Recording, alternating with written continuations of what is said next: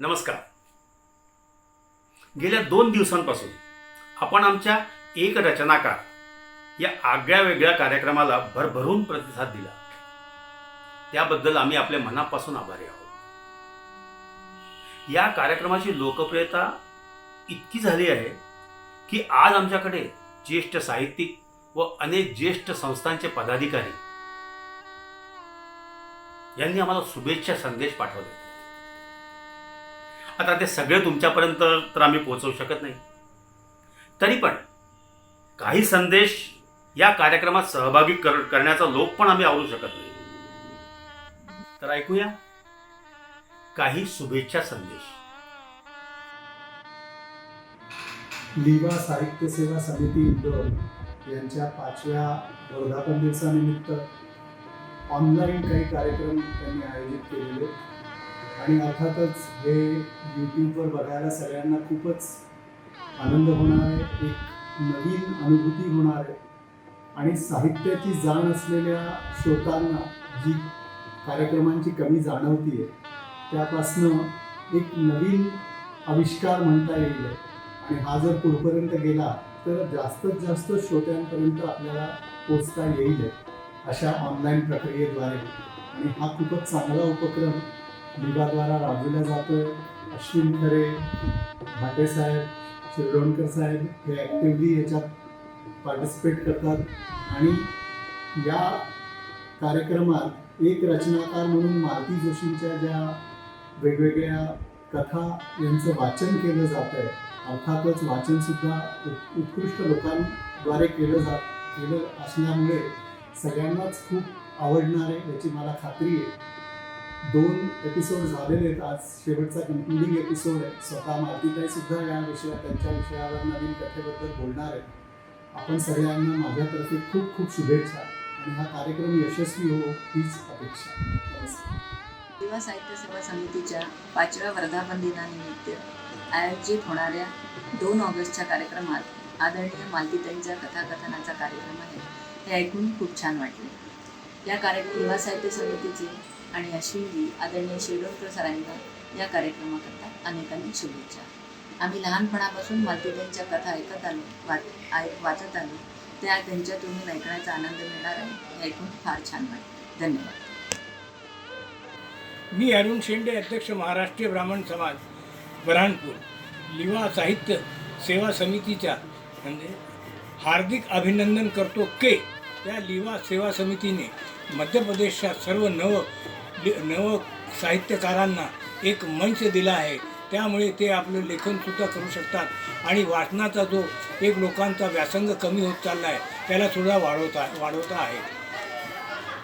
त्यातल्या त्यात मी विशेष म्हणजे श्री अश्विन खरे आणि त्यांच्या जे सहयोगी आहे ज्यांनी हा उपक्रम सुरू केला आहे त्यांचंसुद्धा मनापासून कौतुक करतो की खरोखरच त्यांनी मराठीची खरीखुरी सेवा करत आहेत. दिनांक 2, 3, 4 2ला वर्धापन दिवसाकरता आम्ही आमच्या संस्थेकडून व मी व्यक्तिशः या संस्थेचं अभिनंदन करतो आणि त्यातल्या त्यात आमच्या संस्थेकडून सुद्धा अभिनंदन करत आहे. ईश्वरास प्रार्थना करतो की ही संस्था आणखी वाढो आणि मध्य प्रदेशच्या सगळ्या मराठी लोकांपर्यंत पोहोचो हीच प्रार्थना आहे. नमस्कार. भोपाळहून मी पुरुषोत्तम सप्रे, सचिव मध्य प्रदेश मराठी साहित्य संघ व 12 मेळावा वाचन क्लबचा एक सदस्य. आज लिवा क्लबला 5 वर्ष पूर्ण होत आहे. एका अर्थाने आज त्याचा वाढदिवस आहे. दरम्यान लिवा क्लबने लिहिणाऱ्या वाचणाऱ्या लोकांसाठी रसिकांसाठी सतत कार्यक्रम आयोजित केले. कोरोना काळातही कविता वाचन व कथाकथनाचे सफल आयोजन केले. आजच्या क्लबच्या वाटचालीचे 5 वर्ष पूर्ण होत असताना आपल्याला या प्रसंगी पद्मश्री श्रद्धेय मालती जोशी यांच्या कथा त्यांच्याचद्वारे ऐकण्याची सुवर्ण संधी मिळत आहे. या प्रसंगी मी लिवा क्लबचे कार्यक्षेत्र उत्तरोत्तर वाढत जावं हे अभिष्ट चिंतितो व याच्या आयोजकांना खूप खूप शुभेच्छा देतो. धन्यवाद. नमस्कार मंडळी. लिवा साहित्य सेवा समिती इंदूर येत्या 2 ऑगस्ट रोजी आपला वर्धापन दिवस साजरा करतो आहे. या निमित्ताने पद्मश्री ह्या पुरस्काराचा मानबिंदू असलेल्या ज्येष्ठ कथाकार मालतीताई जोशी यांच्या 7 कथांचा 3 दिवसीय ऑनलाईन दृकश्राव्य कार्यक्रम आयोजित करण्यात आला आहे. फेसबुक लाईव्हवर दिनांक 2, 3 आणि 4 ऑगस्ट 2020 रोजी सायंकाळी 5 वाजता जरूर बघा. या सुंदरशा आयोजनामध्ये सर्वांचे हार्दिक अभिनंदन आणि सर्वांना हार्दिक शुभेच्छा. धन्यवाद. नमस्कार मित्रो. आज लिवा क्लब इंदूर मध्य प्रदेश या सामाजिक साहित्यिक आणि सांस्कृतिक क्षेत्रामध्ये सातत्याने काम करणाऱ्या संस्थेने आज 5व्या वर्षामध्ये पदार्पण केलेले आहे. ही अत्यंत आनंदाची गोष्ट आहे आणि त्यांचं कार्य अत्यंत स्तुत्य आहे. महाराष्ट्र आणि मध्य प्रदेशामधील मराठी व हिंदी साहित्यिक कला संस्कृतीचा समन्वय साधण्यासाठी ही संस्था सातत्याने कार्य करीत आहे. त्याबद्दल मी या संस्थेचा आणि मी स्वतः वी ग सातपुते आणि माझी संस्था मी संस्थापक अध्यक्ष महाकवी कालिदास प्रतिष्ठान पुणे मुंबई प्रदेश तसेच ठाणे महाराष्ट्र विभाग आणि माझ्या संस्थेचे सर्व पदाधिकारी तसेच सर्व साहित्यिक कवी या सर्वांच्या तर्फे अभिनंदन करतो आहे. लिवा क्लब इंदूर मध्य प्रदेश या संस्थेचे तसेच त्या संस्थेच्या सभासदांचेही कलाकारांचेही मी मनस्वी अभिनंदन करतो आहे. नुकतेच म्हणजे 29 फेब्रुवारी 2020 रोजी मराठी भाषा दिनानिमित्त महाकवी कालिदास पुरस्कृत अशा 13 साहित्यिकांचे काव्य संमेलन आणि परिसंवाद या संस्थेने आयोजित केलेला होता. त्याबद्दलही मी त्यांचा ऋणी आहे आणि या संस्थेच्या पुढील वाटचालीस मी माझ्या मनापासून शुभेच्छा देत आहे. आणि पुन्हा महाराष्ट्रामध्ये आम्ही मध्य प्रदेशच्या साहित्यिकांचं एक छोटंसं संमेलन घेण्याचं आमचं प्रयोजन आहे. आणि पुनश्च शुभेच्छा. धन्यवाद. वी ग सातपुते. नमस्कार. मी मेघना साने, एक कलाकार आणि ठाणे कोकण मराठी साहित्य परिषदेची अध्यक्ष आहे. लिवा साहित्य सेवा इंदोर यांच्या 5व्या वर्धापन दिनाला खूप खूप शुभेच्छा देते आहे. आज एक मोठा कार्यक्रम आपण आयोजित केलेला आहे. श्री सर्वोत्तम ऑनलाईन मॅगझिनद्वारे आयोजित एक रचनाकार या उपक्रमात पद्मश्री मालती जोशी यांच्या 7 कथांचं वाचन वेगवेगळे कवी लेखक वेगवेगळ्या शहरातून करणार आहेत आणि हा कार्यक्रम सगळ्यांना बघायला मिळणार आहे. खूप छान उपक्रम आहे हा. खरंच इंदोर भोपाळसारख्या ठिकाणी आपण मराठीचे अनेक कार्यक्रम उपक्रम करता हे मी स्वतः तिथे येऊन पाहिलेलं आहे. श्री विश्वनाथ शिरढोणकर सर जे खूप मोठे लेखक आहेत ते अनेक कार्यक्रम करत असतात लिवा क्लबतर्फे अनेक संस्थांतर्फे. तसंच श्री सर्वोत्तम मॅगझिनचे संपादक श्री अश्विन खरे सर यांचंही योगदान पाहिलेलं आहे. आपण सर्व लेखक कवींना एकत्र करून मराठीची दिंडी मराठीच्या प्रेमापोटी सहज उचलून नेत आहात. याचं खूप कौतुक वाटतं. आपल्या सर्व उपक्रमांना माझ्यातर्फे शुभेच्छा. नमस्कार बंधू आणि भगिनींनो. हिंदी भाषी प्रदेश मध्य प्रदेशमध्ये लिवा साहित्य अकादमी इंदोर हे मराठी साहित्याच्या क्षेत्रामध्ये खूपच चांगलं कार्य करत आहे. येत्या 2 ऑगस्ट रोजी लिवा साहित्य अकादमी इंदोर आपला 5वा वर्धापन दिवस साजरा करत आहे. यासाठी उज्जैन महाराष्ट्र समाजाचा चिटणीस म्हणून उज्जैन महाराष्ट्र समाजातर्फे मी लिवा साहित्य अकादमीला खूप खूप शुभेच्छा देतो आणि त्यांचे अभिनंदन करतो. धन्यवाद. नमस्कार. मी अजय वकील. लिवा साहित्य समितीला माझ्या खूप खूप शुभेच्छा. युवा साहित्य समिती मध्य प्रदेशातील मराठी साहित्यिक आणि साहित्य रसिकांना एकत्र आणण्याचं खूप चांगलं काम करते. हे काम असंच चालू राहो. माझ्या खूप खूप शुभेच्छा. धन्यवाद. नमस्कार, मी इंदोरहून अलकनंदा साने.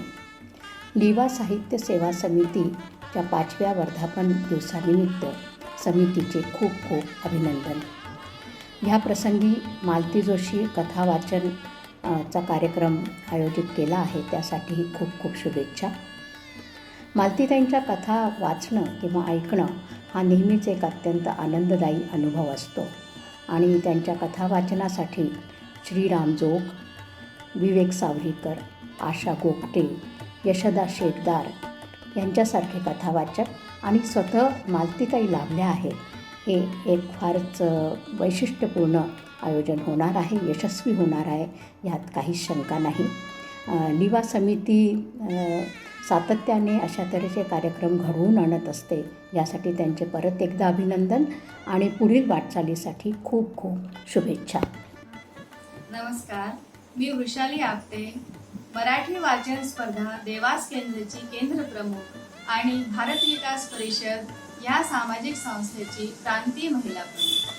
लिवा साहित्य सेवा समिती इंदोरच्या 5व्या वर्धापन दिनानिमित्त हार्दिक हार्दिक शुभेच्छा. लिवा क्लबमुळे आपण मध्य प्रदेशवासींना उत्तम आणि दर्जेदार मराठी साहित्य वाचन लाभते. नवीन साहित्यकारांना हे खूपच चांगले प्लॅटफॉर्म ठरले आहे. लॉकडाऊनच्या काळातही निर्बाध गतीने ऑनलाईन आपले कवी संमेलन आणि कार्यशाळा आदी सुरू ठेवले. ह्यालाच म्हणतात आपदा को अवसर में बदलना. लिवा क्लब आणि श्री सर्वोत्तम ऑनलाईन मॅगझिनद्वारा आयोजित ज्येष्ठ कथाकार पद्मश्री मालती जोशीजी यांच्या कथनाचे अभिवाचन 3 दिवसीय सोहळ्याचे हार्दिक हार्दिक अभिनंदन आणि शुभेच्छा. त्याचबरोबर सतत 20 वर्षांपासून मध्य प्रदेशमध्ये मराठी साहित्य जोपासणारे श्री सर्वोत्तम मॅगझिनचे खूप खूप अभिनंदन आणि आभार. धन्यवाद. सुहृद हो, सादर प्रणाम. लिवा साहित्य सेवा समिती इंदोर द्वारा 5व्या वर्धापन दिनानिमित्त आयोजित एक रचनाकार कार्यक्रमास उपस्थित समस्त श्रोत्यांचे आणि मान्यवर महानुभावांचे हार्दिक स्वागत व अभिनंदन. लिवा साहित्य समितीने आतापर्यंत 18 पुस्तके प्रकाशित केली आहेत. लिहा आणि वाचा हे उद्दिष्ट समोर ठेवून समिती हे कार्य करीत आहे. अखिल भारतीय मराठी साहित्य संमेलनाचे अध्यक्षपद विभूषित करणाऱ्या माननीय लक्ष्मीकांत देशमुख व माननीय डॉक्टर सदानंद मोरे यांच्यासह 18 मान्यवरांनी लिवा समितीच्या कार्यक्रमाचे अध्यक्षपद सुशोभित केले आहे व आपल्या व्यासंगिक उद्बोधनाने मार्गदर्शनही केले आहे. लिवा समितीने पुस्तक प्रकाशनाचा व्याप सांभाळत असताना 6 मोठ्या बहुभाषिक कवी संमेलनांचे आयोजन इंदोर, देवास, ग्वालियर आणि भोपाळ या शहरात केले आहे. साहित्यातील सर्व प्रकारच्या लेखनास वाचनास प्रोत्साहन देण्याचे कार्य समिती करीत आहे. लिवाच्या वर्धापनानिमित्त आयोजित कार्यक्रमास उपस्थित समस्त महानुभाव, गणमान्य साहित्यिक व रसिक श्रोतांना हार्दिक धन्यवाद.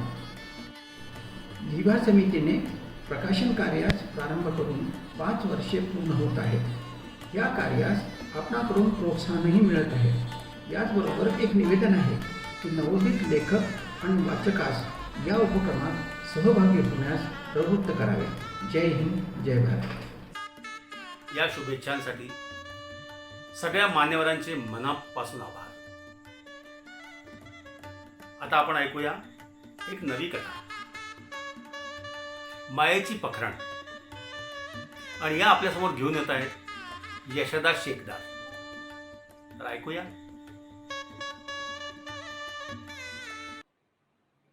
लायब्ररी, ग्रंथालय, माझी सगळ्यात आवडती जागा. आज मी जी कथा तुमच्या समोर प्रस्तुत करणार आहे त्या कथेचे नाव आहे मायेची पखरण आणि लेखिका आहे तुमच्या आमच्या सगळ्यांच्या आवडत्या पद्मश्री मालती जोशी. चला मग ऐकूया कथा मायेची पखरण.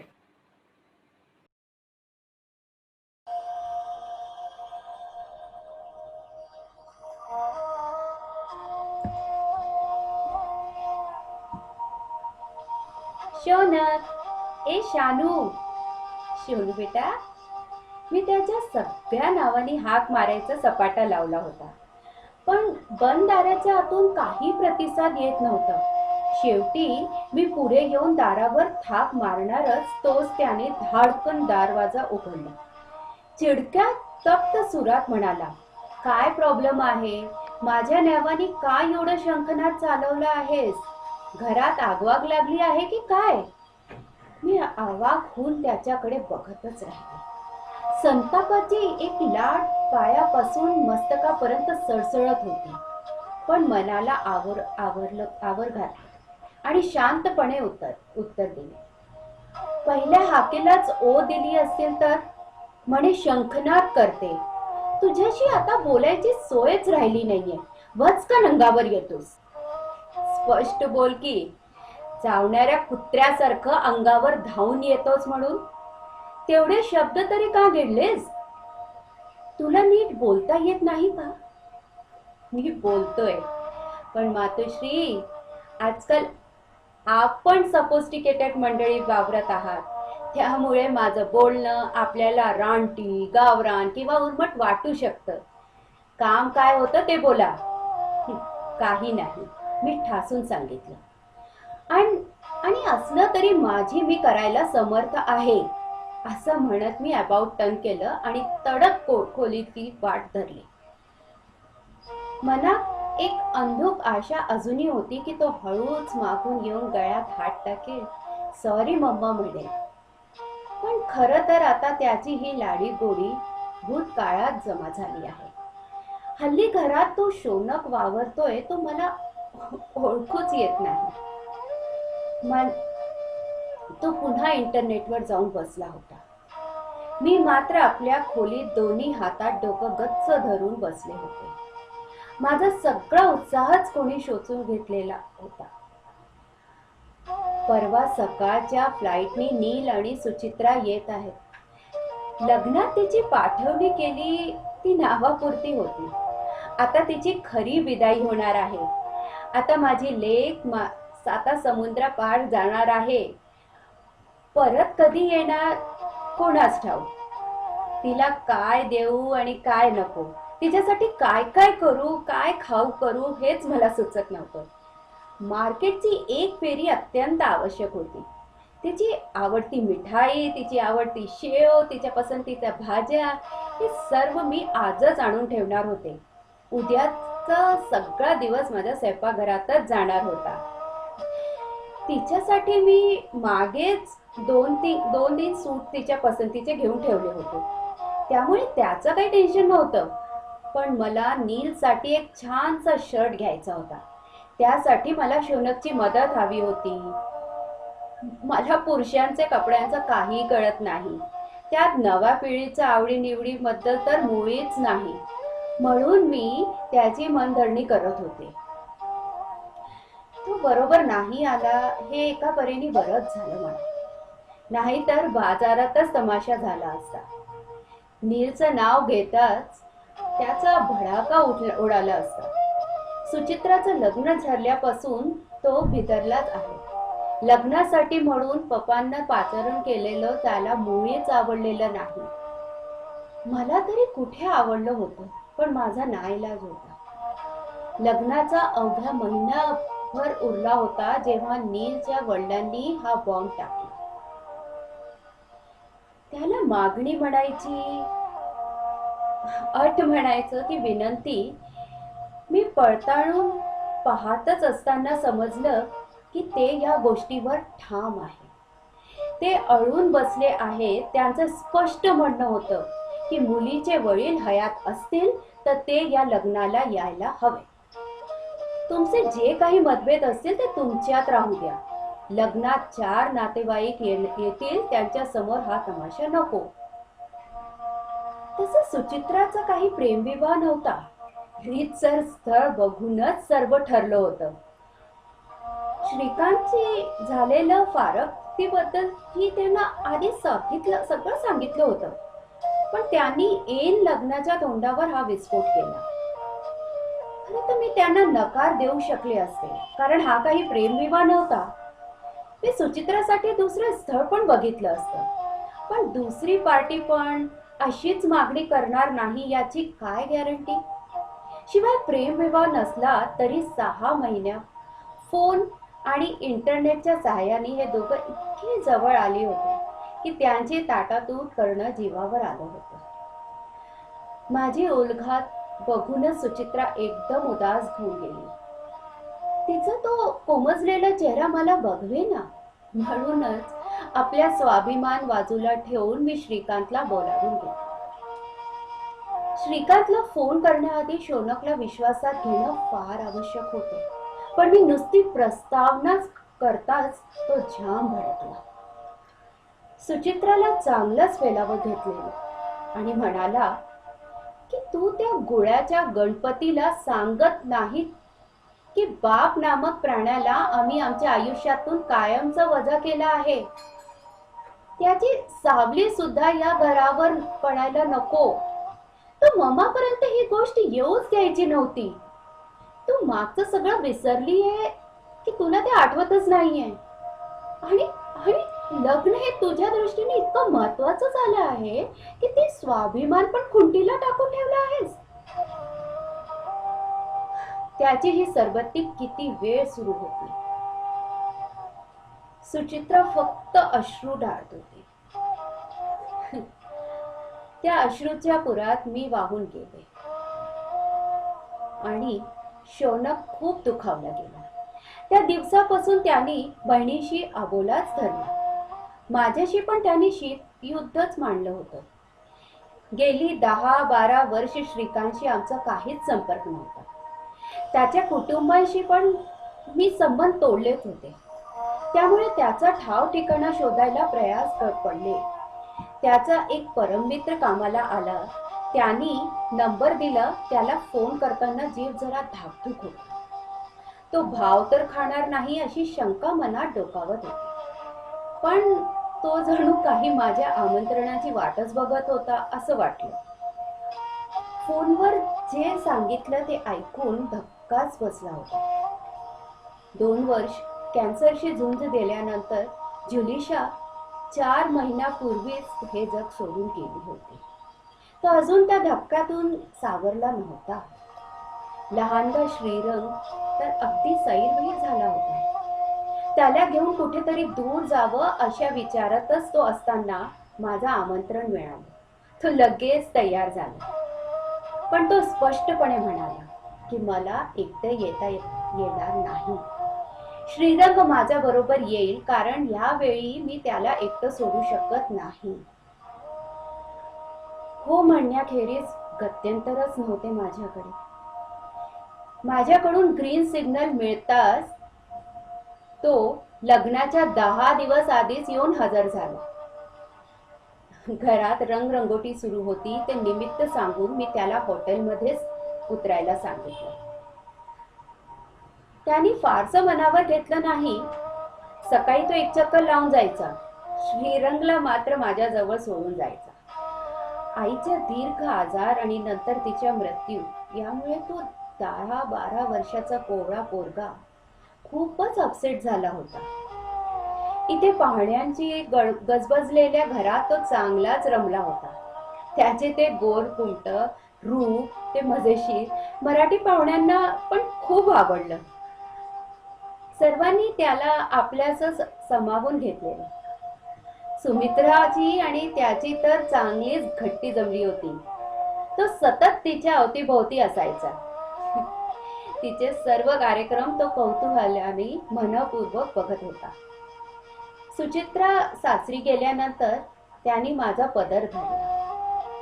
रात्री खूप घट्ट मनाने मी त्याला हॉटेलवर परत पाठवायचे.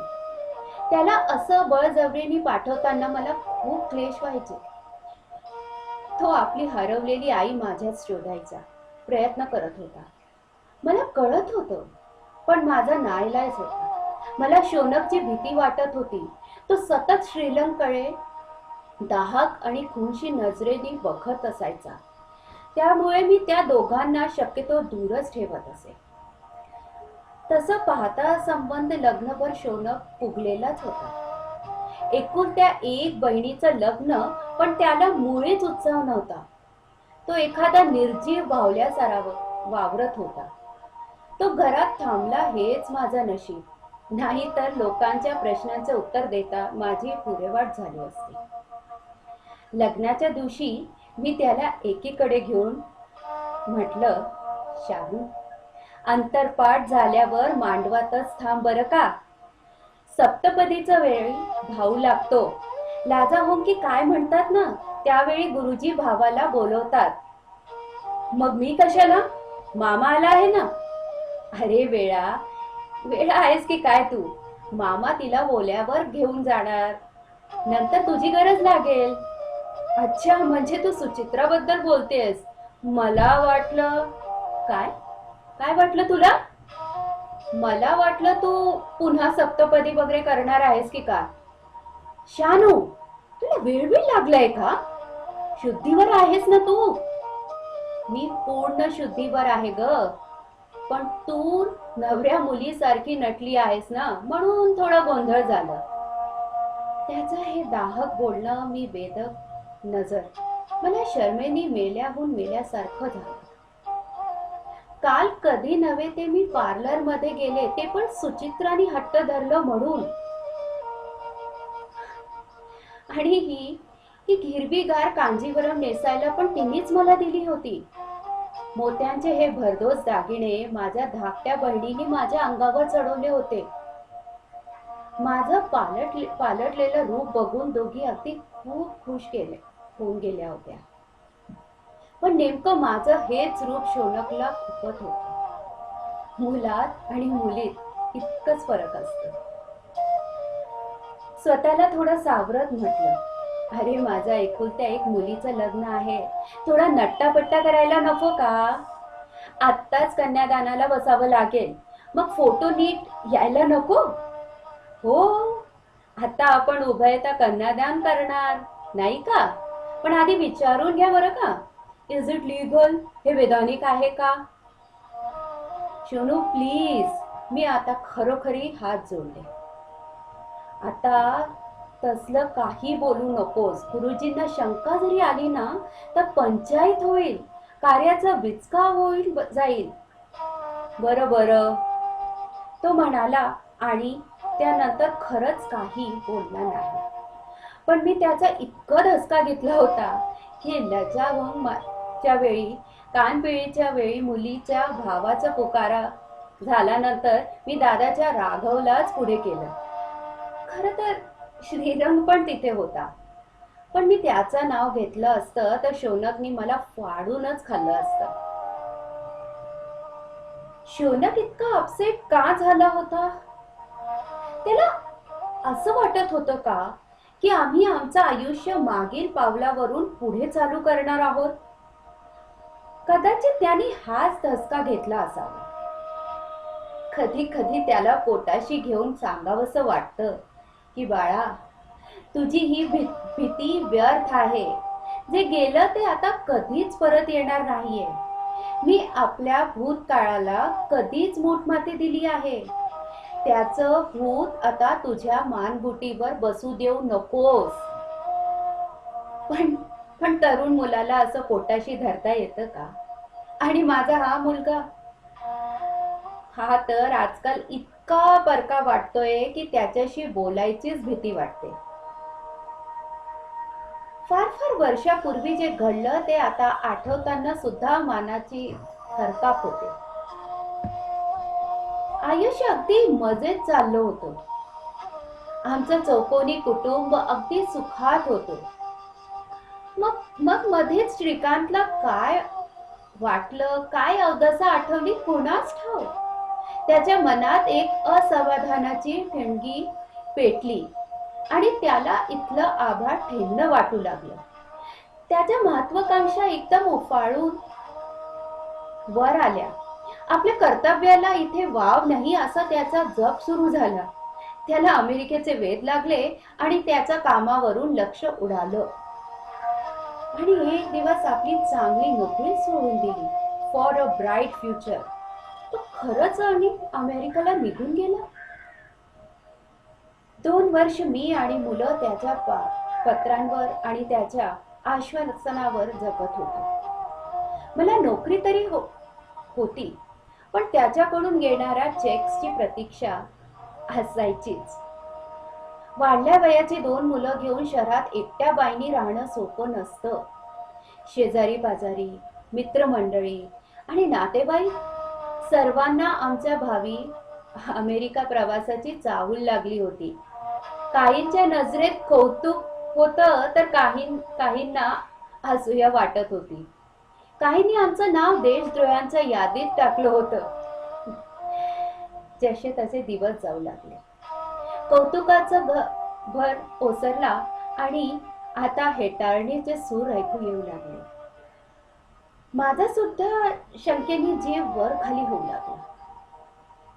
वेळेवर धावपळ नको म्हणून मी तिघांचे पासपोर्ट बनवून घेतले होते. प्रत्येक वर्षी सेशन सुरू व्हायचा, मी त्याला विचारायचे, मुलांची ऍडमिशन करायची आहे का? आणि तो स्वस्त म्हणायचा, सध्या करून घे, मग जाताना TC काढता येईल. असं सलग्न 3 वेळा झालं. मी 2.5 वर्ष घालमिलीतच केली. मग एक दिवस त्याचं लांब लचक पत्र आलं. त्या पत्राने आमचं आयुष्यच बदललं. पत्र कसलं, वज्रपातच होता तो. खूप क्षमा याचना केल्यानंतर त्यांनी लिहिलं होतं, नीमा, मला खात्री आहे की तू मला समजून घेशील. मी तुझ्या प्रेमाशी प्रतारणा केली असं समजू नकोस, पण माझं अगदी नाईलाज झालं ग. तुला कदाचित माझी मनस्थितीची कल्पना येणारच नाही, कारण तू आपल्या घरात आपल्या सुरक्षित जगात वावरत होतीस. तुझी मुलं तुझ्या जवळ होती, अवतीभोवती मायाची माणसं होती, पण मी इथे अगदी एकटा होतो. या अनोळखी जगात, अनोळखी देशात, अगदी नवखा. नव्या वातावरणाशी जमवून घेताना मनावर दर्पण येत होतं माझ्या. अशा वेळी जिने मला साथ केली, माझं एकाकी पण दूर केलं, मी तिच्या प्रेमात गुरफटून गेलो. मोहाचे ते क्षण मला आवरता आले नाही. आता या वाटेवर आम्ही इतके पुढे गेलो आहोत की मागे फिरणं अशक्य आहे. प्लीज मला मोकळं करशील का? मी तुम्हा लोकांना कधीच अंतर देणार नाही, काही कमी पडू देणार नाही, ही खात्री असू दे. पण तू मला मोकळं केल्याशिवाय माझं व जुलिशाच्या नात्याला वैधानिकता लाभणार नाही. म्हणून प्लीज. धक्का जबरदस्त होता. त्यातून सावरायला मला आठवडाभर तरी लागला, पण एकदा सावरल्यानंतर मला निर्णय घ्यायला वेळ लागला नाही. त्याला मी माझ्या विवाह बंधनातून तर मुक्त केलं, त्याच्या सगळ्या जबाबदाऱ्याही काढून घेतल्या. स्पष्ट सांगितलं की मला तुझ्या पैशाचीही गरज नाही, ही मुलं माझी आहेत, त्यांना पोसायला मी समर्थ आहे. मुलांना मी एकदम शॉक दिला नाही. कलेकलेने त्यांच्या गळी हे सत्य उतरलं, पण परिणाम तोच झाला. ते अगदी हादरून गेले. हवेत गरगर फिरून कोणीतरी जमिनीवर भिरकावून द्यावं तशी त्यांची अवस्था झाली होती. त्यांची सगळी स्वप्न धुळीत मिळाली होती.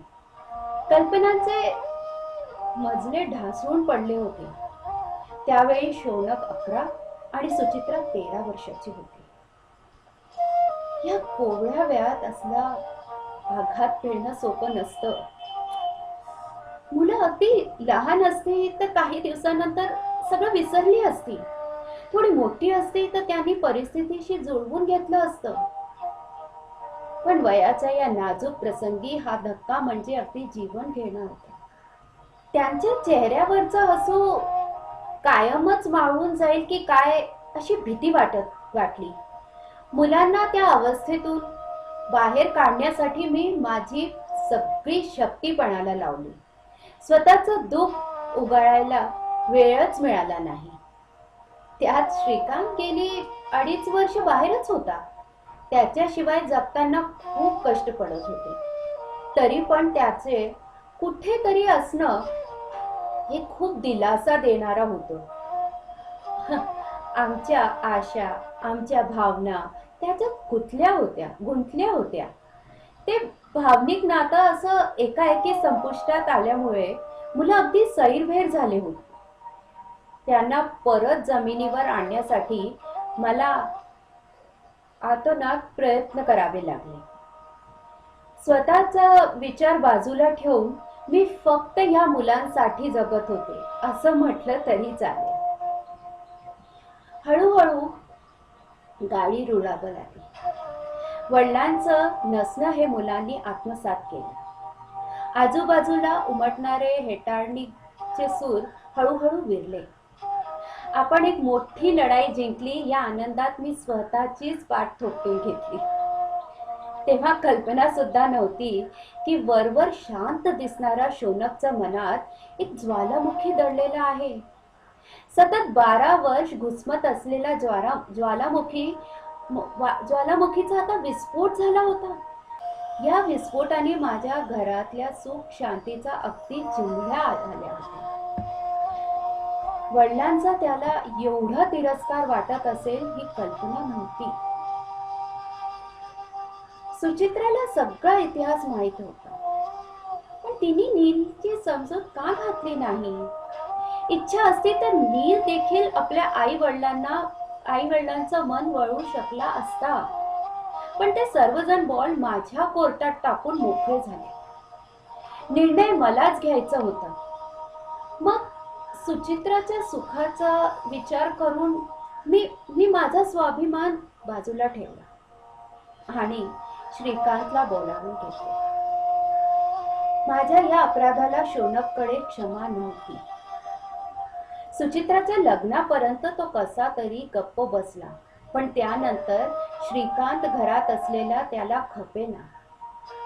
श्रीकांत पण मुलाच्या नजरेतला विखार दिसत होता, पण श्रीरंगमुळे त्याला नाईलाज व्हायचं. शेवटी मीच तोडगा काढला. म्हटलं, आलाच आहे तर घरच्यांना भेटून आण ना, थोडं भारत दर्शन कर. पुन्हा कधी येणं होतं कोणाच ठाऊक. त्यालाही ते पटलं आणि श्रीलंगला घेऊन तो दिल्ली, आग्रा, मथुरा, जबलपूर टूरवर निघून गेला. 4 दिवस अगदी शांततेत गेले. मग सुचित्राच्या आगमनाची वर्दी झाली आणि पुन्हा ये रे माझ्या मागल्या. त्या दिवशी तो भरल्या पहाटेच बाहेर पडला. त्याचा मूड बघून मी त्याला थांबवलं पण नाही आणि किंवा इतक्या सकाळी कुठे जातोयस हेही विचारलं नाही. एका परीने तो नव्हता हे मला बरंच वाटलं. उगीच तमाशा करण्यापेक्षा तो घरी नसलेलाच बरा. मी विमानतळावर जाऊन दोघांना घेऊन आले. त्यांचा नीटनेटक चहा पाणी झाल्यानंतर मी स्वयंपाकघराकडे मोर्चा वळवला. तशी सगळी तयारी लावूनच गेले होते, पण भाज्या फोडणीला टाकायच्या होत्या, कोफ्ते तळायचे होते, पाकाचे चिरोटे कालच करून ठेवले होते, पण पुऱ्या आणि पुलाव त्या तर ताज्या गरम गरमच करायला हवं ना. माझ्या मागोमाग सुचित्रा किचन मध्ये आली. तसं मी तिला म्हटलं, बाळा, बाहेर नील एकटे बसले आहेत, ते बरं दिसत नाही. तू त्यांच्या जवळ जाऊन बैस. आणि तसंच इथे फारसं काही काम नाहीये. सगळी तयारी झाली आहे. पटकन स्वयंपाक करते बघ. माझ्या गळ्यात आपले दोन्ही हात टाकून ती म्हणाली, त्याला थोडा वेळ एकटं बसू दे की, काही बिघडत नाही.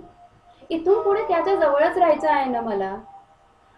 पण तू मला आता लगेच भेटणार नाही, हो नाही? आणि बघता बघता वेळी रडायलाच लागली.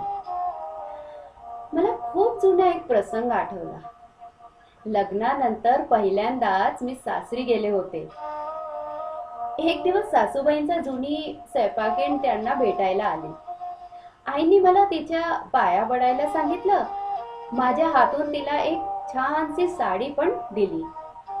तिने पण 10 रुपयाची एक नोट मला मुंह दिखाई म्हणून दिली. माझ्या रूपगुणाची तारीफ केली आणि कपाळावर बोट मोडून दृष्ट पण काढली. नंतर तिची चोखी सुरू झाली. माहेरी कोण कोण आहे? मी पण निर्मुखपणे सांगितलं, आई, वडील आणि धाकट्या 2 बहिणी. भाई नाहीये? मी नकारार्थी मान हलवली. तर ती सासूबाईंना म्हणाली, भाभी जी, इतनी अच्छे अच्छे रिश्ते आए थे, आपको यही हाँ करनी थी क्या? आम्ही दोघी चाटच पडलो. सासूबाईंना तर संतापच आला. म्हणाल्या, महाराज जी, बहू के सामने कैसी बात कर रही हो? भला बताओ, इस रिश्ते में क्या खराबी है? तिने बिंदास उत्तर दिलं, बहू के भाई जो नहीं है, कल को हमारा बहुआ ससुराल जाएगा तो किसके पास बैठेगा? आज कितीतरी वर्षानंतर हा प्रसंग आठवला. तो उगीच नव्हे. माझ्या सुचित्राला तर भाऊ पण आहे, तरी देखील जावई बाहेर एकटे बसले आहेत. पान घेताना सुचित्रा अडूनच बसली. मम्मी, काय काय तुला करायचं आहे ना, ते आधीच उरकून ठेव. गरम विरम करण्याच्या भांगडीत पडू नकोस. तुझ्याशिवाय आम्ही जेवायला बसणार नाही. हाती असलेला एकही क्षण मला दडवायचं नाहीये. शेवटी तिचं ऐकावं लागलं. नील जेवायला आत आला. टेबलावर 3 पानं बघून, आपण शौनकचे वाट नाही बघायची? त्याचा काही नेम नसतो. घरी येईल की नाही हेही सांगता येत नाही. आपण उरकून घेऊ, म्हणजे तुम्हा लोकांना थोडा आराम करता येईल, मी म्हणाले. मला वाटतं शौनक बाबू आमच्यावर नाराज आहे. माझ्याशी बोलणं पण नेहमी टाळतच असतात. लग्नात पाहिलं मी सुचित्राकडे बघितलं. ती मुद्दाम खाली मान घालून जेवणाचं नाटक करत होती. मग मीच म्हटलं, नी, शौनक तुझ्यावर नाराज आहे हे खरं आहे, पण तो का नाराज आहे हे ठाऊक आहे का? हो, सुचित्राने तशी थोडी कल्पना दिली आहे. नील, प्लीज गैरसमज करून घेऊ नकोस. शौनकला समजून घ्यायचा प्रयत्न कर. वडिलांचा अविचारी वागण्यामुळे माझ्या मुलांना खूप काही सहन करावं लागलं आहे. त्यांच्या एका पत्राने रातोरात आमचं आयुष्य बदलून टाकलं होतं. सगळी स्वप्न बेचिराग झाली होती. वडील असून माझी मुलं पोरकी झाली होती. त्या धक्क्यातून बाहेर येण्यासाठी आम्हाला आमचं सगळं बळ खर्ची घालावं लागलं होतं. सुचित्रा मुलगी आहे म्हणून कदाचित ते सर्व विसरली असेल. तिने त्यांना क्षमाही केलं असेल. पण शौनकच्या मनातला राग जाता जात नाही. त्याचा जखमा अजूनही तितक्याच ताज्या आहेत. म्हणूनच वडिलांचं या घरात पुनरागमन त्याला सहन होत नाही. आणि त्यांना इथे बोलवायला तू कारणीभूत आहेस, म्हणून तो तुझ्यावर रागवला आहे. दोघंही गप्प होते. त्यांना बोलवण्याची मला देखील मुळीच इच्छा नव्हती. पण माझा नाईलाज झाला. मुलीचं सुख हे मला माझ्या आत्मसन्मानापेक्षा जास्त महत्वाचं वाटलं. थँक्यू मम्मा, ती अस्फुट स्वरात उच्चारली. मला नुसते थँक्स नकोय आहे. त्याच्या मोबदल्यात मी तुझ्याकडून काही मागणार आहे. सुचित्राचे होठ थरथरले, पण ती काही बोलली नाही. नील मग पटकन म्हणाला, mama, you just name the thing, it will be our pleasure. Thank you Neel. पण सुचित्राकडे बघ ना, ती गप्पच आहे. तिला भीती वाटत आहे की मम्मा काहीतरी भलतीच मागणी करेल म्हणून. Sorry mamma. अगं, मी आई आहे तुझी. तू अडचणीत येशील असं काही मागणारच कसं मी? मम्मा, नील म्हणाला, मी तुम्हाला सुचित्रातर्फे आश्वासन देतो की आम्ही तुमचा शब्द खाली पडू देणार नाही. तुमच्या मनात काय आहे ते बिंदास बोला. थँक्स अगेन नील, मी म्हटलं आणि सुचित्राकडे वळले. सुचित्रा, पापांनी तो बॉम्बस्फोट केला होता तेव्हा तेव्हा तुमच्या दोघांची काय अवस्था झाली होती ते आठवतंय तुला? प्लीज मम्मी, मला त्या दिवशीची आठवण सुद्धा देऊ नकोस. मला ते सगळं विसरायचं आहे. माझ्या संसारात त्या दुःखाची सावली पण मला नको आहे. खरंच बेटा, तू एका नव्या जगात नव्या आयुष्यात पाऊल टाकत आहेस. यावेळी जुन्या जीव घेणाऱ्या आठवणी इथे सोडून जाणंच श्रेयस्कर आहे. नील सारखा सामंजस्य नवरा तुला लाभला आहे. तो तुला सांभाळून घेईल ही मला खात्री आहे. मला आता तुझी मुळीच काळजी वाटत नाही. म्हणूनच मी तुझ्यावर एक जबाबदारी सोपणार आहे. सोनूजी नाही तर श्रीरंगजी. श्रीरंगजी. दोघं आवाक माझ्याकडे बघतच राहिले. हो, यस. श्रीरंग सुद्धा यावेळी त्याच मनस्थितीतून जात आहे. आईचे असे अचानक निघून जाणे त्या कोवळ्या जीवाला सहन होत नाही. अंतरमनी तो खूप दुखी आहे. तुमच्या सारखा सैरभैर झाला आहे. त्याच्या कोमजलेल्या चेहऱ्याकडे बघितलं की मला तुमचं दोघांचं बालपण आठवतं. मला पोटाशी घेऊन खूप लाड करावेसे वाटतात त्याचे. त्याला खरंच यावेळी मायेची उभेची खूप गरज आहे. शक्य असतं तर मीच त्याला ठेवून घेतलं असतं, पण मला धीर होत नाही. एका मुलासाठी मला दुसरा मुलगा गमवायचा नाहीये. मी काय म्हणते हे तुला कळतंय का? मग काय त्याला मी ठेवून घेऊ? वेडी आहे की काय तू? तुझ्या नव्या नवनवीन संसारात मी कसा फिट होईल ग? आणि मी तरी अशी मागणी कशी करेन?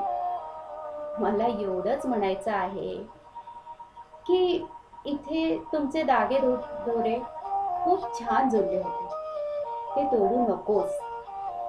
फोननी त्याच्या संपर्कात राहा. राखी भाऊबीजेला त्याच्याकडे जा किंवा त्याला बोलावून घ्या. तो पोरगा मायेचा भुकेला आहे, ती त्याला दे. त्याच्या आयुष्यात एका पोकळी निर्माण झाली आहे, ती भरून काढायचा प्रयत्न कर. तुम्ही सावरलात ना, तशी हळूहळू तो पण सावरेल. पण तोपर्यंत त्याला आधाराची गरज आहे. ते आधार हवा आहे. माझ्या श्रीकांतवर राग आहे, पण त्याला अशा पोराचा दुर्वास मी नाही करू शकत. मला त्याची खीव येते, काळजी वाटते. माझ्यासाठी एवढं करशील का?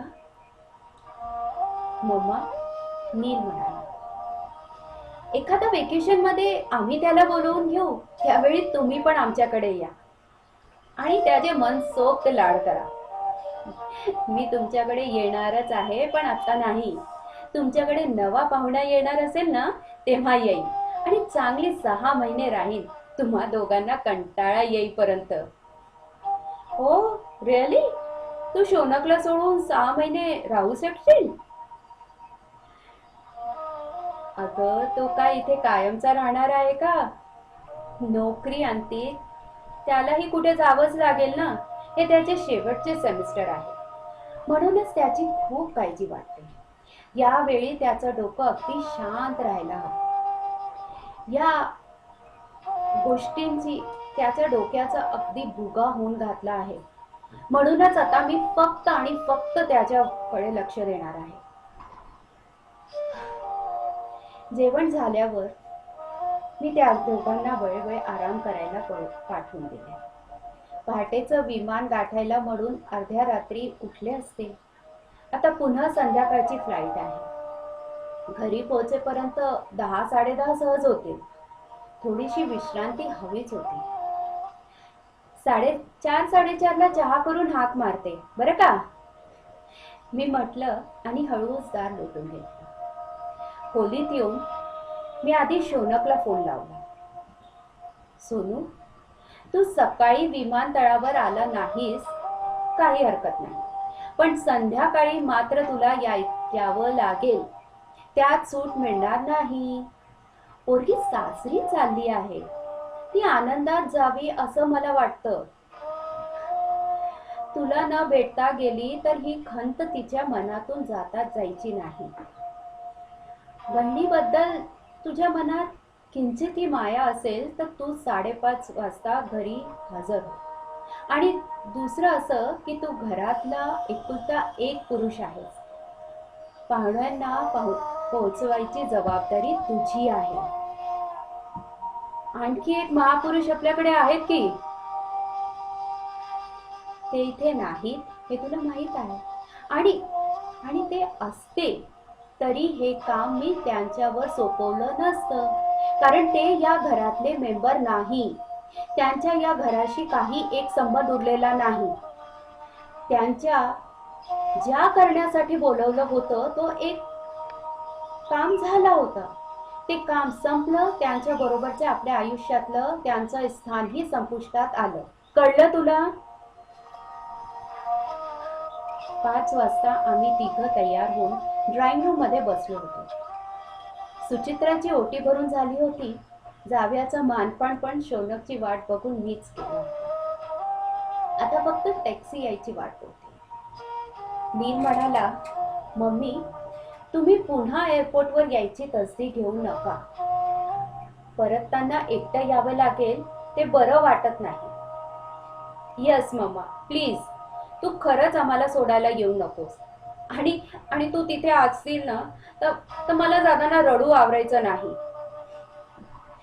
वाग शहाणीच आहेस म्हणे रडू आवरायचं नाही. लहान आहेस का तू आता? स्वतःवर कंट्रोल करायला शिका. आणि असं बोलता बोलता माझाच ऊर दाटून आला. काही वेळ अशाच शांततेत गेला. नील अगदी कानकोंडा होऊन गेला. मग मीच स्वतःला सावरलं आणि गप्पा सुरू केल्या. बाहेर बाईक थांबल्याचा आवाज आला. धाडकन दार उघडलं आणि काही क्षणातच तो आमच्या समोर उभा होता. दाढी वाढलेली, केस विसटलेले, कपडे चुरगळलेले. टॅक्सी आणू का? त्याचा स्वर अत्यंत कोरडा होता. टॅक्सी मी मागवली आहे, आता 15-20 मिनिटात येईलच. पटकन अवतार आवरून घे, जास्त वेळ नाहीये. अवतार? त्यांनी प्रश्नार्थक मुद्रेने माझ्याकडे व नंतर स्वतःकडे बघितलं. तात्पर्य हे की काय वाईट आहे? हे बघ, वाद घालू नकोस, तेवढा वेळ नाही. पटकन कपडे बदल. माझ्या आवाजात जरब होती. माझं मलाच आश्चर्य वाटलं. तो पाय घासतच आत गेला. जणू काही त्याला सुचवायचं होतं की हे सगळं त्याच्या मनाविरुद्ध चाललं आहे. मी लक्षच दिलं नाही. 15-20 मिनिटांनी टॅक्सी दाराशी आल्यानंतरच मी त्याला हाक मारली. त्याच्या आगमनाची वर्दी देत आधी सुगंधाची एक झुळूक आली. मग तो स्वतः अवतीर्ण झाला. तुळतुळीत दाढी केलेला, नीटनेटके कपडे घातलेला, टवटवीत स्मार्ट. आता बघ किती छान दिसतोयस.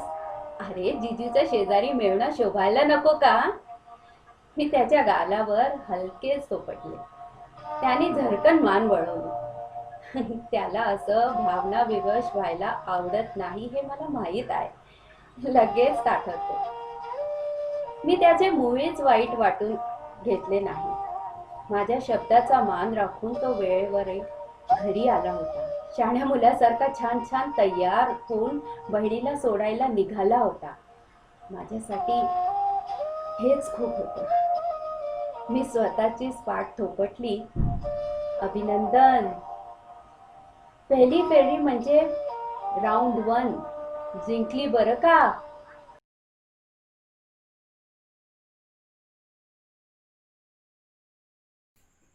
एक रचनाकार या कार्यक्रमात मालती जोशी यांच्या कथांचे अभिवाचन आम्ही आपल्यासमोर सादर केले. गेल्या 2 दिवसाच्या 5 व आजची 1 अशा एकूण 6 कथांचा अभिवादनाचा आस्वाद आपण घेतला आहे. आता वेळ आली आहे एक रचनाकार या कार्यक्रमात शेवटच्या कथेचे रसास्वादन करायचे. या कार्यक्रमाच्या सांगता समारोहाची कथा आपल्यासमोर घेऊन येत आहेत खुद्द मालती जोशी. मालती जोशी हिंदी व मराठी कथाविश्वात एक सन्माननीय नाव आहे. मालती जोशी यांच्या आजपर्यंत अनेक कथा, बालकथा व उपन्यास प्रकाशित झाले असून यांच्या साहित्याचे अनेक भारतीय व विदेशी भाषेत अनुवाद सुद्धा झाले आहेत. अनेक कथा रेडिओ व टेलिव्हिजनवर प्रसारित सुद्धा झाल्या आहेत.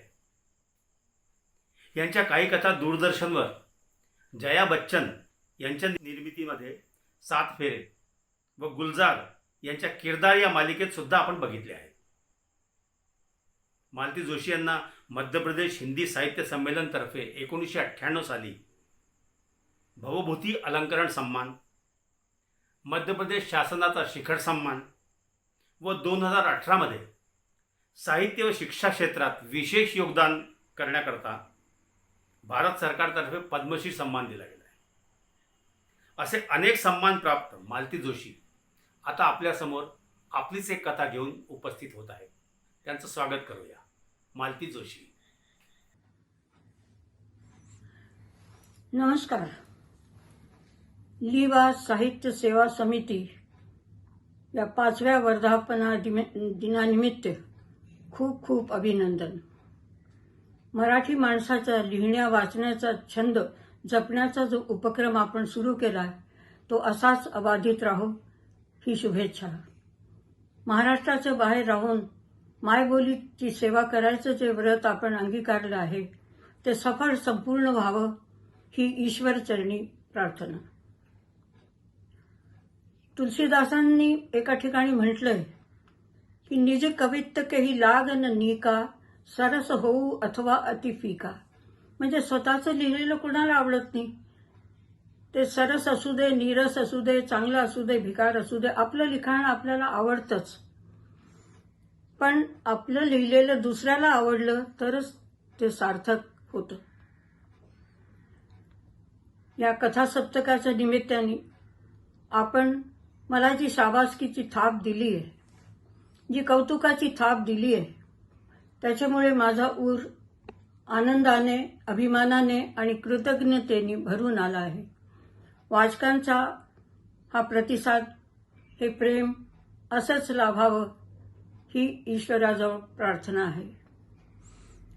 आज मी जी कथा सांगणार आहे तिचं शीर्षक आहे निघाले आज तिकडच्या घरी.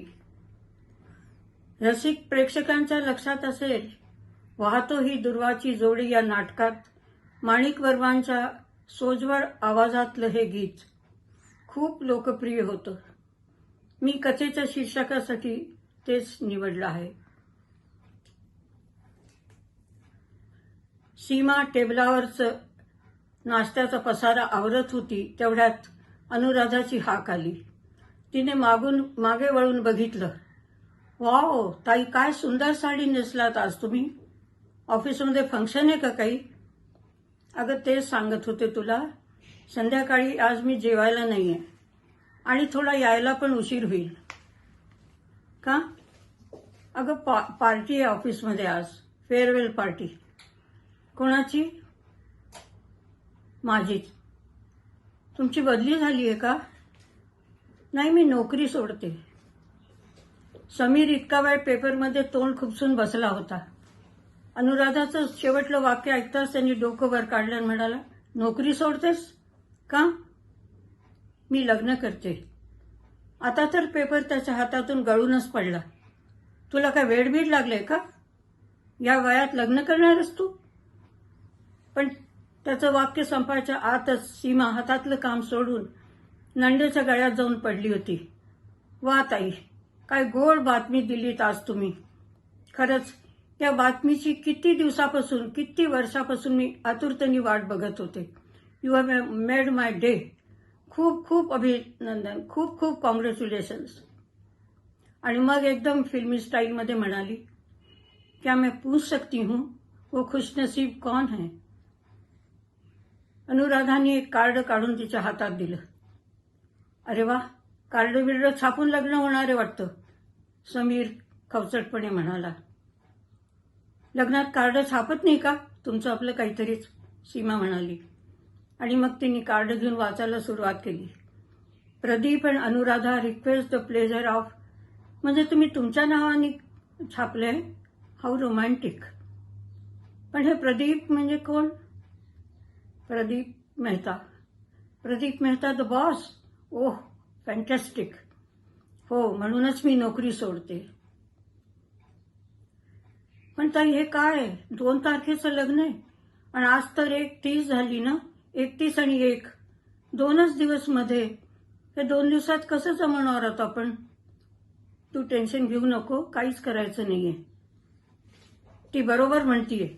तुला आधी सांगायला काय झालं होतं? समीर गुरगुरला. अरे आधी सांगितलं असतं तरी तुझी रिएक्शन काही वेगळी होणार नव्हती ना. ताई तुम्ही त्यांच्याकडे लक्ष देऊ नका. पण 2 दिवसात खरंच अवघड आहे हो. अगं तुला सांगितलं ना, काहीच करायचं नाहीये. म्हातारपणचं लग्न आहे ते. हे बघा ताई, लग्न म्हणजे लग्न असतं, ते मग कुठल्या का वयात असू दे. थोडं सेलिब्रेशन, थोडा धूमधडाका, थोडं जल्लोष व्हायलाच पाहिजे. तो थोडा धूमधडाकानं माझ्या मैत्रिणी करणार आहेत, सोनाली आणि पूनम. परवा रविवारी सोनालीकडे संध्याकाळी संगीत आणि मेहंदीचा कार्यक्रम आहे, फॉलोड बाय डिनर. तू आणि शमा नक्की या बरं. या म्हणजे? अगं आम्ही सकाळीच त्यांच्याकडे शिफ्ट होणार आहे आणि मग सोमवारी तिथूनच मी मंदिरात जाईन. मंदिरात कशाला? अगं लग्न आर्य समाज मंदिरात होणार आहे. आम्ही कार्डात ते मेन्शन नाही केलंय कारण तिथे फक्त घरची मंडळी असतील. मी खरं म्हणजे फक्त याच विधीचा हट्ट धरला होता. पण प्रदीप म्हणाले की माझं दुसरं असलं तरी तुझं लग्न आहे, सेलिब्रेशन व्हायलाच पाहिजे. हे कार्ड, हे रिसेप्शन, हा काही घोळ मला नको होता, पण ते ऐकलेच नाही. हाऊ स्वीट ऑफ हिम, सीमा म्हणाली. समीर म्हणाला, मग तुम्ही काय त्या रॉयल खुर्च्यांवर बसणार आहात का स्टेजवर? तू येऊन बघ ना, आमंत्रण दिलंय ना तुला. बरं सीमा, येते ग मी. उशीर व्हायला नको, आज नोकरीचा शेवटला दिवस. बाय. असं म्हणत अनुराधा बाहेर पडली आणि तिने आपल्या मागे दार लोटून घेतलं. सीमा कितीतरी वेळ त्या बंद दरवाजाकडे बघत उभी राहिली आणि मग तिने समीरकडे मोर्चा वळवला. ताईचं लग्न हा तुमच्या जिव्हाळ्याचा विषय कधीच नव्हता, मला माहित आहे. पण त्यांचं त्यांनी ठरवलंय तर निदान आनंद व्यक्त करायला काहीच हरकत नव्हती. अगं माझ्या आणि तुझ्या दोघांच्या वाटचा आनंद तू व्यक्त केलासच की. फक्त नाचायचं तेवढं बाकी होतं. मला असली नाटकं करता येत नाही. हे बघा, मी नाटक करत नव्हते, ती ठासून म्हणाली. मला खरोखरीच आनंद झालाय. आयुष्याच्या या टप्प्यावर त्या सेटल होतात, ती किती समाधानाची गोष्ट आहे. मला खरंच आनंद झालाय. हे बघ, आपल्या आनंदाची, आपल्या समाधानाची तिला काही पडलेली नाहीये. ती सगळं परस्पर ठरवून मोकळी झालीय. आपल्या भावनांची काही पर्वा असती तर तिने आपल्याला आधी कळवलं नसतं. आधी कळवलं असतं तर तुम्ही काय करणार होता हो? दारात मांडव घालणार होता का सनई चौघडे बसवणार होता? तुम्हाला साधा आनंद व्यक्त करता आला नाही. कसला आनंद घेऊन बसलीस तू? त्या थेरड्याशी लग्न करतीये ती. कॉलेजमध्ये जाणारी 2 मुलं आहेत त्याला, आणि मोठा तर इंजिनिअरिंगच्या फायनलला आहे. ताईंचं लग्न वेळेवारी झालं असतं तर त्यांना सुद्धा इतकी मोठी मुलं असते की.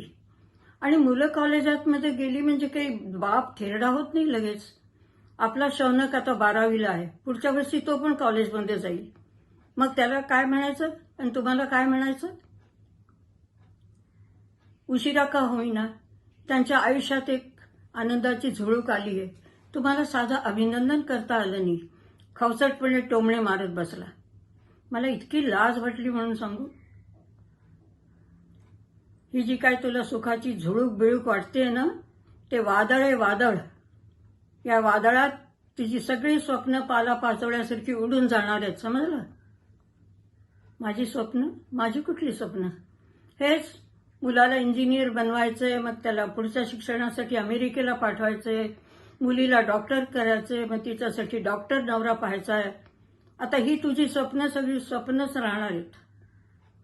हे बघा, मी स्वप्न बघितली असती तर ती नवऱ्याच्या जीवावर बघितली आहेत, नंदेच्या जीवावर नाही. आणि नवऱ्याची ऐपत नसेल तर राहू दे. जगातले सगळेच मुलं डॉक्टर इंजिनियर होतात असा काही कायदा नाही आहे. आणि तशीच वेळ आली तर क्षमा नोकरी करून मोठ्या भावाच्या शिक्षणाला हातभार लावेल. तुमच्याकडे परंपराच आहे ना ती. दादांचं सुद्धा शिक्षण ताईंनीच केलं ना, तुमचं तर केलंच म्हणा. पण एक सांगून ठेवते हां, मी माझ्या मुलीला बिनलग्नाची राहू देणार नाही. शौनकला जॉब लागताच तिला उजवून टाकेन. आता टोमणे कोण मारतंय? मी टोमणे मारत नाहीये, खरं तेच बोलते. मला तुमच्या सर्वांचं आणि विशेषतः तुमच्या आईंचं इतकं आश्चर्य वाटतं. आईने काय केलं? अहो, मुलीच्या लग्नाची सगळ्यात जास्त काळजी आईला असते. पण तुमच्या आई किती कूल होत्या. आपल्या लग्नात ताई फार तर 30-32 वर्षाच्या असतील, पण आईंचं सतत पालूपद. आता या वयात कसलं लग्न करते ती? आता का तिचं लग्नाचं वय राहिलंय का? हे सतत कानावर पडल्यामुळे ताईंच्या मनात असलं तरी त्या लग्नाबद्दल बोलू शकल्या नसतील. आईला किनी थोडं इनसिक्युअर वाटत असेल. का म्हणून? अगं, ते दादासाहेब अमेरिकेला जाऊन बसलेत ना. एकदा स्वतःच्या लग्नाला आले, एकदा आपल्या लग्नाला आले आणि शेवटी फक्त आईच्या 13व्याला आले. म्हणून आईला वाटत असेल की थोरला तिकडे जाऊन बसलाय, धाकटाही निघून गेला तर माझ्याजवळ कोण आहे, म्हणून तिने ताईला धरून ठेवलं. पण तुम्ही तर निर्धार केला होता ना की परदेशी नाहीच जाणार म्हणून. मग तुम्ही आईंना दिलासा द्यायचा ना. निदान पुढे राहून ताईंचं लग्न तरी करायचं. तुला वेडभीड लागलंय का काय? अगं, लग्न म्हणजे काय गंमत वाटते का तुला? पोतभर पैसे लागतात त्याच्यासाठी.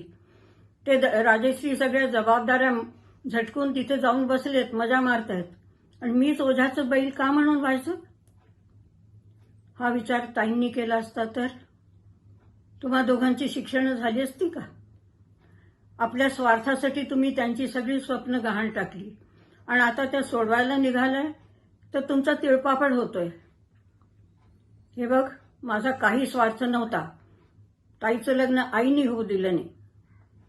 तुमचा स्वार्थ नव्हता कसा?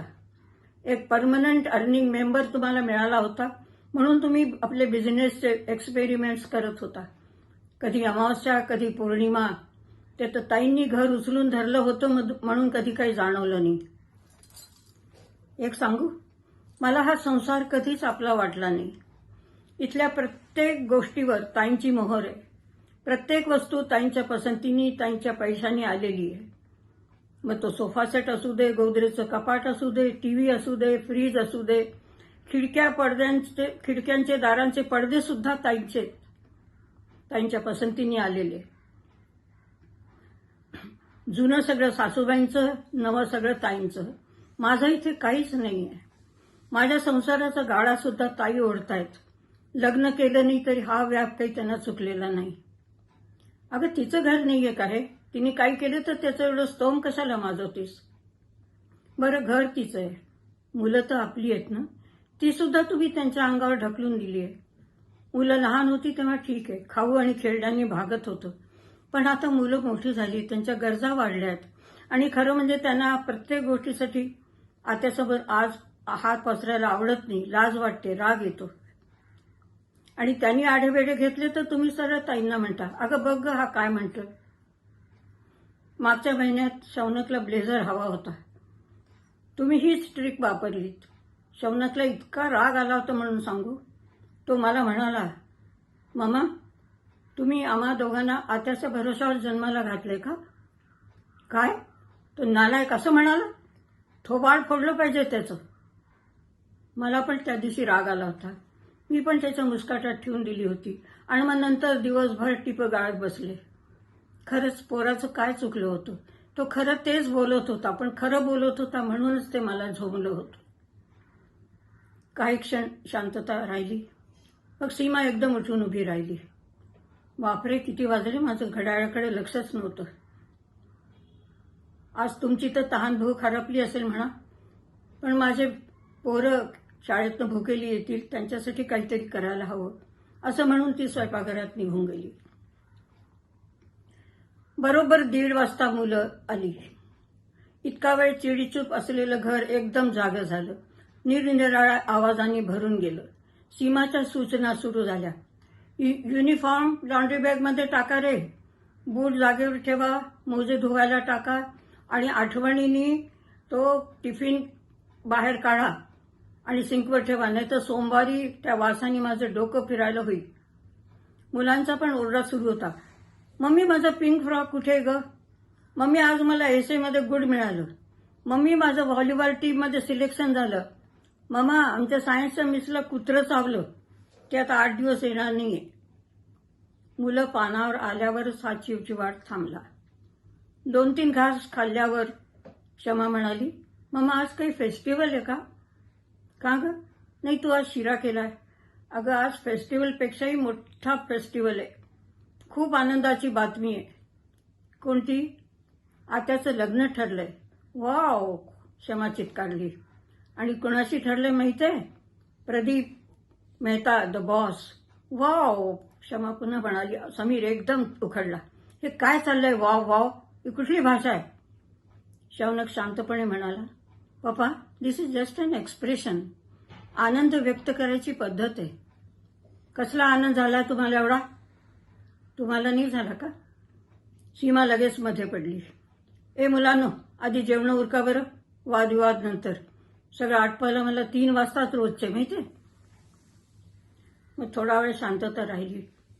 मग शौनक म्हणाला, मामा स्वीट तू संध्याकाळी करायचं होतं ग. आता लंचला नसते ना रोज. बेटा ती आज संध्याकाळी पण नाहीये. तिच्या ऑफिसमध्ये पार्टी आहे, फेअरवेल पार्टी. कुणाला? आत्याला. आत्या जॉब सोडतीये. वाव, असं म्हणता म्हणता शमानी तो शब्द गिळला. म्हणजे आत्या आता 24 आवर हाऊसवाईफ होणार? फॅन्टॅस्टिक, वंडरफुल, शौनक म्हणाला. मुलांचा तो निर्भेळ आनंद बघून सीमाला अगदी भरून आलं. संध्याकाळी आत्या ऑफिसमधून आल्यावर मुलांनी तिला मिठी मारली, असा काही जल्लोष केला की बस. सीमा म्हणाली, देवा माझ्या मुलांची मनं अशीच निरागस आणि निर्मळ राहू दे. स्वार्थाचं लवलेश सुद्धा तिथे नको. शनिवारी सकाळी अनुराधा म्हणाली, सीमा आम्ही तिघं आज जेवायला नाही आहे बरं. मी आज मुलांना ट्रीट देणार आहे. आम्ही वीकेंड एन्जॉय करणार आहे. आणि आम्ही काय पाप केले? अगं तुझा तो नवरा तिकडे तोंड फुगवून बसलाय ना, त्याला सोडून चलतेस का? You are welcome. नाही, मी गंमत केली होताही, मला आज मुळीच वेळ नाहीये. मला मुळीच वेळ नाहीये. मला इतकी कामं आहेत, एन्जॉय करायचा प्रश्नच नाहीये. तुम्ही जा. हां.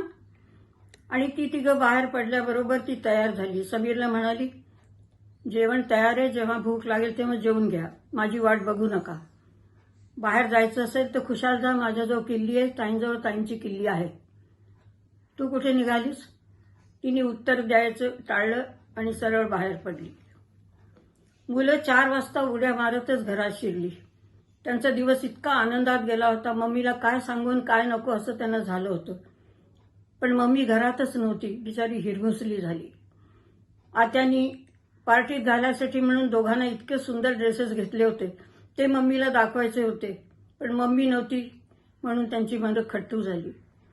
नाही म्हणाला, पप्पा घरात होते, पण पप्पांचा काही भरोसा नसतो. कशा गोष्टीवर उखडतील आणि कशा गोष्टीवर रागवतील काही सांगता येत नाही. सीमा दिवे लागणीला घरात शिरली. आल्या आल्या तिने मुलांना हाताशी घेतलं. तिने शमाला मण्यांचं तोरण दारावर लावायला सांगितलं आणि म्हणाली, उद्या आठवणीने चौधरी काकांच्या बागेतनं आंब्याची पानं आण बरं, त्याचं तोरण लावूया. आणि शौनकला माळ्यावर चढवून तिने दिवाळीत लावायच्या विजेच्या माळा काढल्या आणि बाहेर सगळीकडे लावून दिल्या. अनुराधा आणि समीर आपापल्या खोलीत बसून होते. त्यांना बाहेर काय चाललंय त्याचा काहीच पत्ता नव्हता. संध्याकाळी एकदम सगळीकडे लखलखाट झाल्यावर शेजारचे लोक विचारायला आले, काय विशेष काय? तेव्हा त्यांना कळलं. सीमा म्हणाली, ताई काही स्पेअर कार्ड्स असली तर द्या ना, शेजारी पाजारी देईन म्हणते.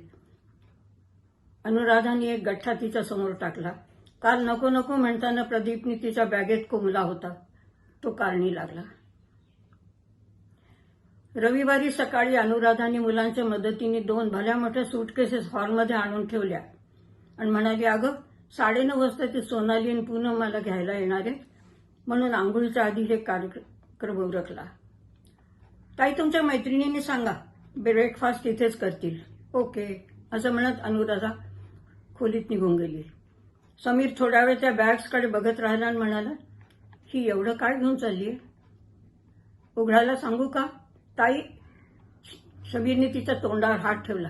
काय वेडबीड लागले का तुला? वेड कुणाला लागले ते बघा. अहो, 47-48 वर्षाच्या मिळवत्या बाईजवळ एवढं पण सामान असू नये. आणि एक सांगू, त्यांनी खरंच आपलं सामान न्यायचा विचार केला ना तर तुमचं घर क्षणार्धात ओकोबोको होऊन जाईल. समीर गप्प बसला. गप्प बसण्याशिवाय गत्यंतरच नव्हतं. परवापासून सीमाने त्याला अगदी धारेवर धरलं होतं. त्याचा एक शब्द ती खाली पडू देत नव्हती. बरोबर 9:30 वाजता सीमाच्या मैत्रिणी आल्या, अनुराधाच्या मैत्रिणी आल्या आणि टेबलाचं थाट पाहून एकदम खुश होऊन गेल्या. टेबल इतकं सुंदर मांडलं होतं. फुलांच्या रांगोळ्या होत्या. अनुराधासाठी चांदीची ताटवाटी, त्याच्यासमोर मोत्यांची रांगोळी होती. दूर कोनाड्यात सुगंधित उदबत्ती जळत होती. त्याचा सुगंध येत होता पण धूर येत नव्हता. आणि नाश्त्याचा बेत पण रॉयल होता. श्रीखंड पुरी, मटर पुलाव, बटाट्याचा रस्सा, काकडी, टमाट्याची कोशिंबीर आणि गरमागरम कचोरी. आणि कचोरीसाठी पुदिन्याची चिंचेची चटणी. तिने फक्त श्रीखंड बाहेरून आणलं होतं. बाकी सगळं घरी तयार केलं होतं. 5 वाजेपासून उठून ती कामाला लागली होती. अगं, हा काय नाश्ता म्हणायचा का? जेवण आहे जेवण, सोनाली म्हणाली. सीमा गोड लाजरं हसली. तिचे श्रम सार्थकी लागले होते. सर्वांनी खूप आस्वाद घेऊन ब्रेकफास्ट केला. मग सीमा शमाला म्हणाली, बेटा, मी किचनमध्ये चहा करून ठेवलाय, ट्रे सुद्धा लावून ठेवलाय, तू सगळ्यांना देतेस का? मग ती अनुराधाला म्हणाली, ताई, माझ्याबरोबर येता का? तिला घेऊन ती देवघरात गेली. तिला देवासमोर पाठ मांडून बसवलं. म्हणाली, तुमच्या घरी मुलीची पाठवणी कशी करतात हे कधी पाहायचा योगच आला नाही. आता मी माहेरी जे काय पाहिले ना तसं करते. तिने अनुराधाची ओटी भरली. डोक्यावर 4 तांदूळाचे दाणे टाकले आणि मग ती ओटी एका सुंदरशा पिशवीत काढून ठेवली. मग तिने बांगड्याचा डबा काढला. बांगड्या राहू दे ग, माझा सेट तयार आहे. अहो, तुमचं सगळं तयार असेल मला माहिती, पण बोहल्यावर चढताना हातात हिरवा चुडा घालायचा. आजीबाई, मी आर्य समाज पद्धतीने लग्न करते, त्याच्यात बोहलं वगैरे नसतं. पण लग्न तर होणार आहे ना, मग लग्नाच्या वेळेला हिरवा चुडा घालायचा. आणि मग तिने लगेच तिच्या हातात बांगड्या चढवायला सुरुवात केली. खरं म्हणजे तुमच्या आंघोळीच्या आधी तेल हळदीची 2 बोटं लावायचं मनात होतं, पण हळद लावल्यावर बाहेर पडू नये म्हणतात ना, म्हणून मन आवरलं. आता एक उठण्याचं पाकिट तुमच्या पिशवीत ठेवते, उद्या आंघोळीच्या वेळेला आठवणी लावायचं बरं का. बांगड्या भरून झाल्यावर ती म्हणाली, उठू आता, त्या दोघी वाट पाहत असतील. बसा हो, काय घाईये. मग तिने तिच्या हातात एक मोठा बॉक्स दिला. हे काय? उघडून तर बघा. आत क्रीम कलरची जरीची साडी होती. तिला जरी काठ होते हिरवे आणि लाल, तशाच बुट्ट्या अंगभर होत्या. ही साडी उद्या लग्नात नेसायची. अगं हो, मला माहिती आहे तुमचा लग्नाचाही सेट तयार असेल. ती साडी पुन्हा कधीतरी नेसा, आता खूप प्रसंग येतील. नाही म्हणू नका प्लीज, मी अर्जंटमध्ये ब्लाऊज शिवून आणलंय हो. बरं बाई, तू काय ऐकणारेस? झालं की आणखीन काही आहे ना? आणि मग तिने एक लाल मखमलीची डबी काढून उघडून तिच्या समोर धरली. त्यात पाटल्या होत्या. वेडाबाई, काल किती पैसे उधळलेस ग? उधळायला माझ्याजवळ पैसे तरी असतात का ताई? त्या तुमच्या आईच्या पाटल्या आहेत, मी फक्त उजळून आणलंय. आणि मग तिच्या हातात त्या पाटल्या चढवत ती म्हणाली, या घरातून तुम्ही रिकाम्या हाताने जाणार नाही आहात. आईचे आशीर्वाद तुमच्यासोबत असतील. मला रडवायचा बेत आहे का तुझा? अहो, सासरी जात आहे ना, मग शकुनाचं थोडं रडून घ्या की, म्हणजे सगळं यथासांग झाल्यासारखं होईल. तिकडे सोनाली आणि पूनम अगदी अधीर झाल्या होत्या. क्षमा, बघ तुझी आत्या कुठे गडप झाली. 11 वाजताची आमची अपॉइंटमेंट आहे पार्लरची. आत्या पार्लरला जाणार? वाव करायला काय झालं? सगळ्या नवऱ्या मुली पार्लरमध्ये जातात. मी तर उद्या ब्रायडल मेकअपसाठी ब्युटिशियन सुद्धा घरी बोलवून ठेवली होती, पण ही निक्षून नाही म्हणाली. म्हटलं बाई ग, थोडा फेशियल तरी करून घे.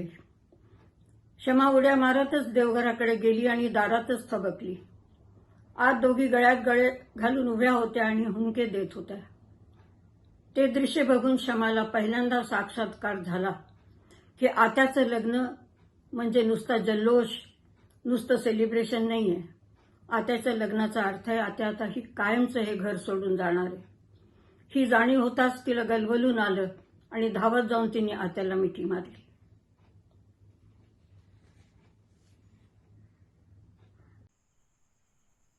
क्या बात है. धन्यवाद मालती मामी. रसिको हो, लिवा साहित्य सेवा समिती व श्री सर्वोत्तम तर्फे आयोजित एक रचनाकार या कार्यक्रमात आपण मालती जोशी यांच्या 7 कथा ऐकल्या. आता आम्ही आपला निरोप घेत आहोत, पण लवकरच एका नवीन साहित्यकाराच्या कथा एक रचनाकार या मालिकेत घेऊन आम्ही आपल्यासमोर हजर आहोत. या कार्यक्रमाबद्दलच्या ज्या प्रतिक्रिया आहेत त्याची आम्ही वाट बघत आहोत. घरी राहा, स्वस्थ राहा, सुरक्षित राहा. पुढच्या कार्यक्रमात अवश्य सहभागी व्हा. तर मी मिलिंद देशपांडे आपला निरोप घेत आहे. नमस्कार. स्वतःची काळजी घ्या.